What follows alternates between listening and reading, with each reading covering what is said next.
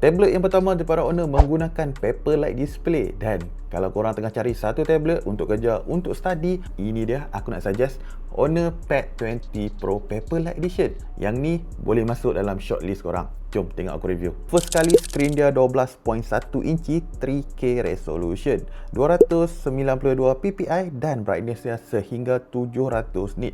Means kalau nak layan Netflix, YouTube ataupun nak gaming, nampak lagi sharp dan sedap mata kita nak tengok tau. Dan kalau kita duduk dekat luar, dekat tengah-tengah panas pun, memang dia akan kurangkan glare sebab dia punya peak brightness dah sehingga 700 nits. Poin yang paling penting adalah dekat dia punya Paperlike display ni, dan aku dah cabarkan diri aku untuk lukis satu lukisan pemandangan yang best. Dia menggunakan soft light surface tau. Dia punya feel tu macam kita tengah lukis atas satu kertas tau. Dan inilah hasilnya, dan sekarang ni aku tengah buat proses mewarna, dan dengan stylus dia ni,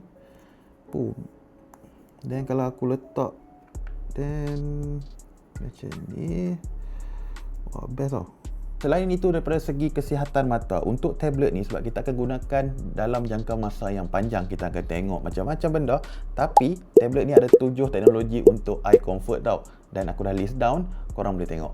Walaupun dia agak nipis, dalam ni ada bateri sehingga 10,100 mAh, dan owner dah claim pun boleh tahan untuk tengok video dalam 9 jam, ataupun kita nak gaming boleh tahan 7 jam dan 14 jam untuk kita membaca menggunakan tablet ni. Lagi satu, untuk charging speed dia pula, yang jenis Pro ni, dia boleh capai sehingga 66 watt fast charging.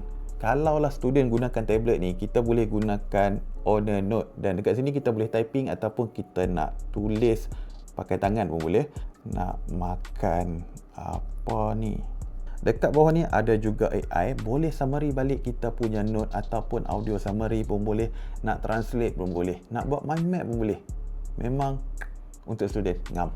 Daripada iPhone nak hantar file ke sini, guna je Honor Connect, dan kita boleh extend screen kalau guna MacBook, jadilah screen kedua. Tablet ni juga support PC mode tau. Just tekan dekat sini, automatic dia akan masuk ke PC mode. Bila PC mode ni, kita boleh buka sehingga 15 tab secara serentak. Ini memang best deal daripada Honor, sebabnya kalau korang beli Pad 20 series ni, korang akan dapat semua aksesoris ni dalam satu package. Dah teracung kan dengan tablet ni kan? Okey, ini adalah Honor Pad 20 Pro Paperlike Edition, dan lagi satu tu Pad 20 sahaja. Dia hanya ada untuk Wi-Fi version. Kalau korang nak cari yang boleh masukkan SIM card, kena ambil Pad 20. Apa pun dapat tak dapat, harga aku dah beritahu, dan boleh tu check out Honor Pad 20 Pro. Ciao gang.